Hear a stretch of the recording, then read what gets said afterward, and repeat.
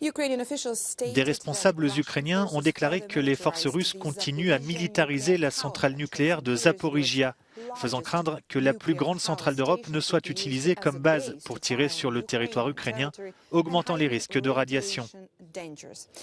La compagnie nationale de production d'énergie nucléaire d'Ukraine, Energoatom, a signalé que les forces russes ont transféré plusieurs systèmes de lance-roquettes multiples Grad près du réacteur numéro 6 et de la zone de stockage à sec du combustible de la centrale de Zaporijia. L'Institut américain pour l'étude de la guerre a fait état d'images antérieures confirmant que les forces russes ont stocké des équipements militaires, notamment des munitions, des véhicules blindés de transport de troupes, des canons anti-aériens et d'autres armes sur le site de la centrale de Zaporijia. Ces nouveaux déploiements d'équipements militaires pourraient être une tentative de calmer les spéculations de blogueurs nationalistes russes sur un éventuel retrait de la centrale de Zaporijia, ce que le Kremlin a démenti à 2 reprises au cours des 10 derniers jours.